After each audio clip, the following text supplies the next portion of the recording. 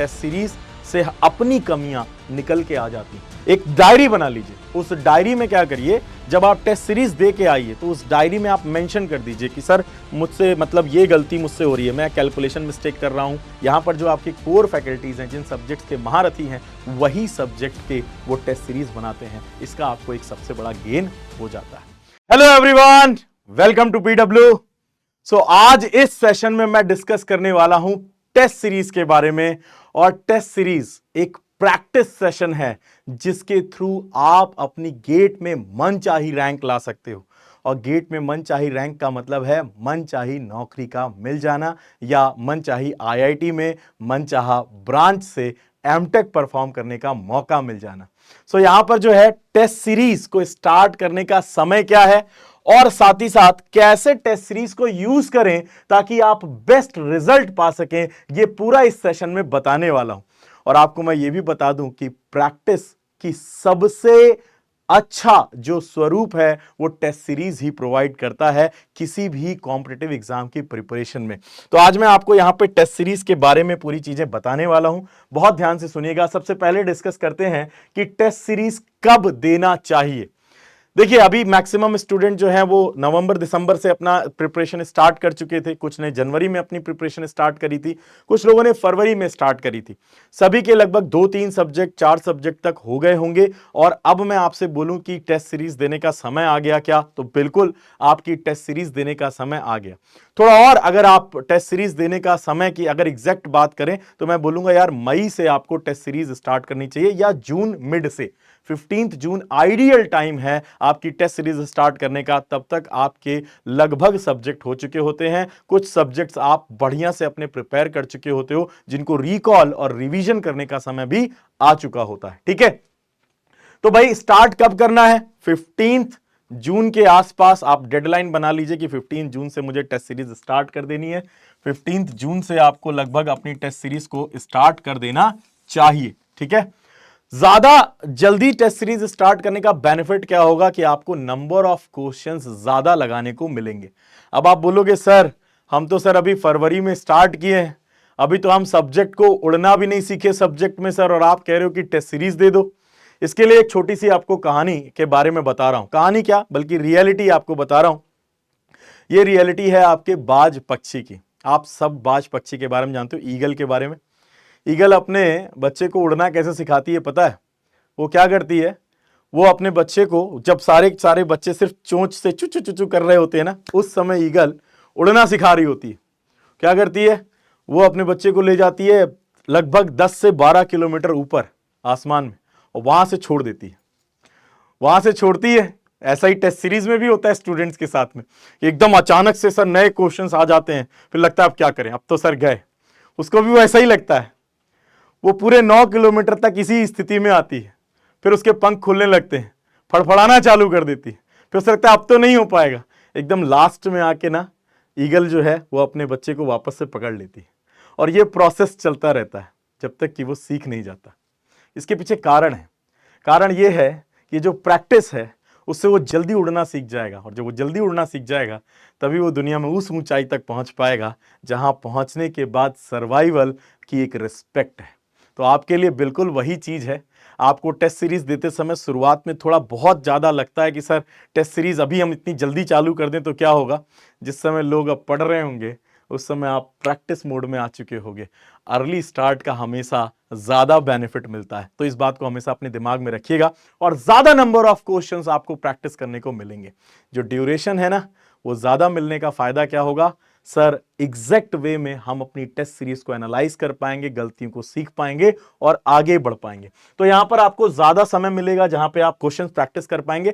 15 जून अपने दिमाग में भर लीजिए कि sir mid of the June से मुझे अपना टेस्ट सीरीज में हर हालत में एंटर कर जाना है। जनवरी में पेपर होता है, उसके पहले ही मुझे सारे सब्जेक्ट्स का अच्छा सा रिवीजन परफॉर्म करना है, और उसके साथ ही साथ मुझे आगे जो है नेक्स्ट जो भी मैं सब्जेक्ट पढ़ रहा हूं उसकी भी एक मॉडल सेट होता जाएगा, मेरे एरर्स जो है वो मुझे दिखाई देने लग जाएंगे।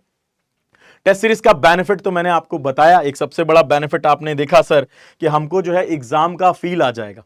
जैसा मैंने एग्जांपल दिया ना, जो बाज वाला मैंने आपको एग्जांपल दिया, उससे आपको क्लियर होगा कि भाई जब आप रियल दुनिया में जाओगे तभी आपको उस दुनिया का फील आएगा।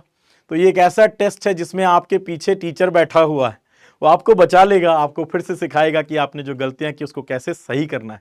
ये तभी पॉसिबल है जब टेस्ट सीरीज का आपके पास वीडियो सोल्यूशन हो। तो टेस्ट सीरीज ऐसा लीजिए जिसका वीडियो सोल्यूशन भी आपको मिलता हो। इसका एक जबरदस्त बेनिफिट आपको ये मिल जाता है कि गलतियां क्या हुई, कहां पर हुई, क्वेश्चन में क्या पूछना चाह रहा था, ये सारी इंफॉर्मेशन आपको मिल जाती है। तो ये आपको एक ओवरऑल एग्जाम का फील मिलेगा। रियल एग्जाम में जैसे देते हैं बिल्कुल वैसे ही उसी इंटेंशन से आप टेस्ट सीरीज को दिएगा, डू और डाई वाला। और अपनी स्पीड आपको बढ़ाने का, एक्यूरेसी मेंटेन करने के बारे में आपको इंफॉर्मेशन टेस्ट सीरीज के थ्रू मिल जाती है। ठीक है, सो ये एक वो उड़ान है जिसमें पीछे आपके टीचर बैठा हुआ है और आपको जो है ना जबरदस्त तरीके से उड़ना सिखाया जा रहा है। इसके बाद बात करें टेस्ट सीरीज को अटेम्प्ट करते समय सर सब्जेक्ट वाइज करें या फिर हम लोग टॉपिक वाइज करें। तो देखो स्टार्टिंग में टॉपिक वाइज करना चाहिए। मुझे लगता है अक्टूबर तक आपका सिलेबस कंप्लीट होता है, तो जब तक सिलेबस कंप्लीट नहीं हो रहा तब तक आपको क्या करना चाहिए, टॉपिक वाइज टेस्ट सीरीज देनी चाहिए। टॉपिक वाइज में क्या, जैसे मान लीजिए आपने जो है जो सब्जेक्ट्स आपने पढ़े उन सब्जेक्ट्स पे बेस्ड जो टॉपिक्स आपके, जैसे मशीन पढ़ा है, नेटवर्क पढ़ा है, कंट्रोल पढ़ा है, ठीक है, या अगर आप मैकेनिकल ब्रांच से हैं, आपने जो भी ब्रांचेस अपने रिस्पेक्टिव ब्रांच के लिए जो भी सब्जेक्ट्स पढ़े हैं उनके आप पहले टेस्ट सीरीज दीजिए। उससे वो सब्जेक्ट एक बार अच्छे से रिकॉल हो जाता है, उनकी गलतियों को आप एनालाइज कर पाते हैं। टेस्ट सीरीज से अपनी कमियां निकल के आ जाती हैं अगर आप अच्छे से अपनी टेस्ट सीरीज को एनालाइज करना सीख रहे हो तो। साथ ही साथ it is a perfect way of revision.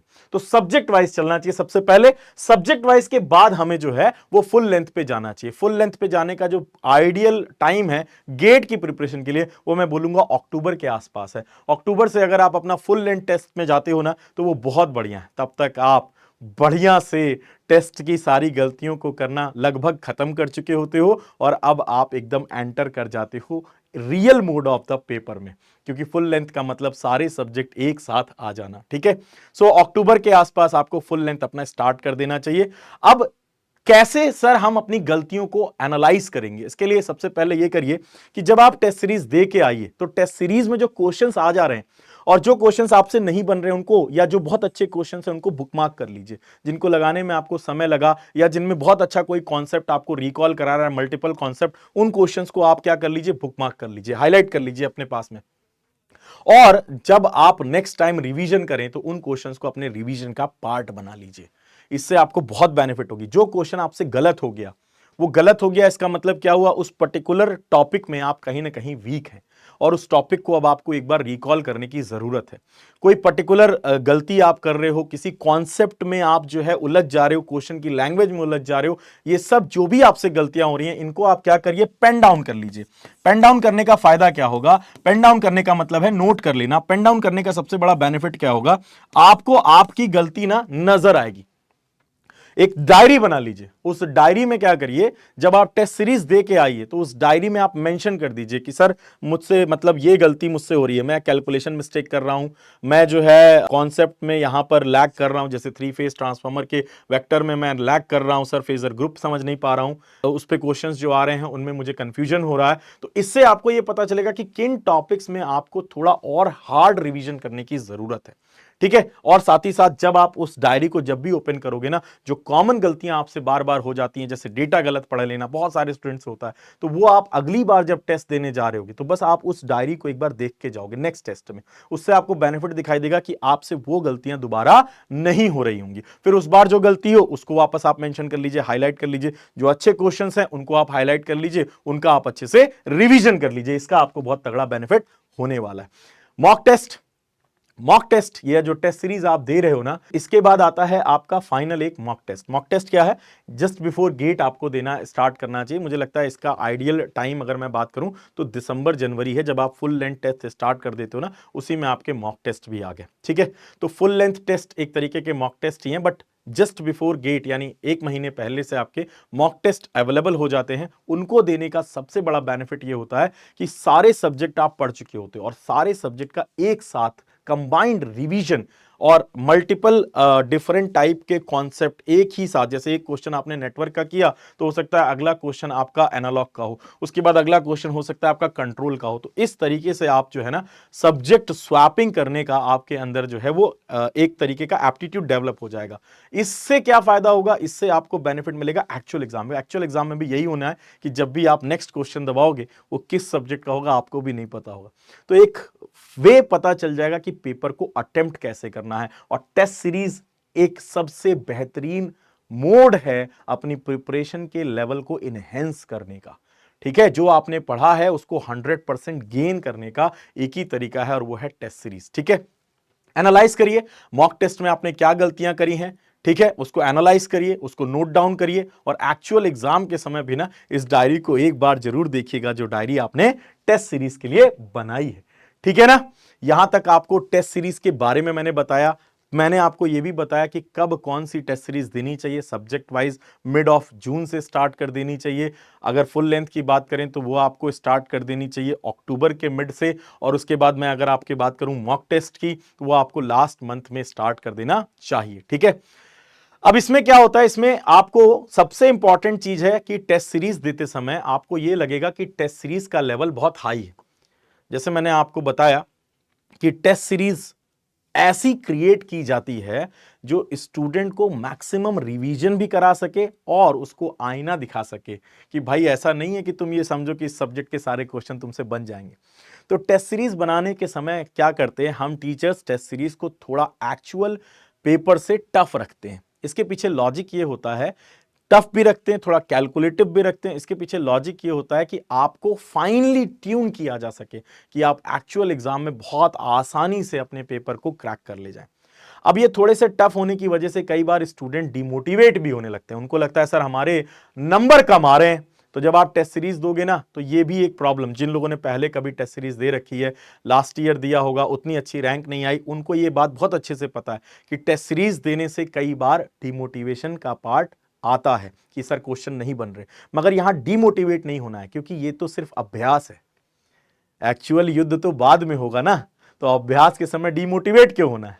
अभ्यास के समय अगर कुछ गलती हो रही है तो उससे सीखना है कि नेक्स्ट टाइम कैसे करना है। तो अगर आपसे टेस्ट सीरीज में बहुत कम क्वेश्चंस भी स्टार्टिंग में बनना चालू हो तो इस पैटर्न को बंद नहीं करना है, आपको टेस्ट सीरीज देते रहना है, अपने आप को मोटिवेटेड रखना है, ये सोचना है कि ये टेस्ट सीरीज केवल एक काम करने वाली है और वो सबसे इंपॉर्टेंट काम है कि हमको हमारी गलतियां बताने वाली है। इसके सिवाय और इस टेस्ट सीरीज का कोई दूसरा काम नहीं है। लेकिन जब आप इस टेस्ट सीरीज को देने जाएं तो एक्चुअल एग्जाम जितने ही इंटेंशन से दें तभी आपको सबसे ज्यादा गेन होगा। ठीक है, तो ये दो चीजों का आपको ध्यान रखना है। मोटिवेशन के बारे में बता दिया ना, डू और डाई वाली कंडीशन है।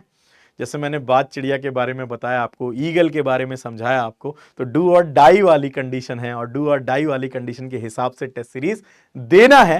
फिर वहां पे गलतियां सीखनी है, पीछे टीचर आपके खड़ा है जो वीडियो सोल्यूशन बना के टेस्ट सीरीज की डाल रखा है ताकि आपको टेस्ट सीरीज में आया हुआ क्वेश्चन अच्छे से हर इंफॉर्मेशन जो भी पूछी गई है क्वेश्चन में कैसे सॉल्व किया जा सकता है, ऑल्टरनेटिव अप्रोच क्या है, ये सब कुछ बता रखा है। ठीक है, तो गेट वाला की जितनी भी टेस्ट सीरीज आती है उसमें आपको ये देखने को मिलेगा कि सारी टेस्ट सीरीज के वीडियो सोल्यूशन रहते हैं और खास बात यह है कि हम लोग यहां पर खुद क्वेश्चन बनाते हैं। ठीक है, तो ऐसा नहीं कि कोई एसोसिएट फैकल्टी बनाती है, यहां पर जो आपकी कोर फैकल्टीज हैं, जिन सब्जेक्ट्स के महारथी हैं, वही सब्जेक्ट के वो टेस्ट सीरीज बनाते हैं। इसका आपको एक सबसे बड़ा गेन हो जाता है।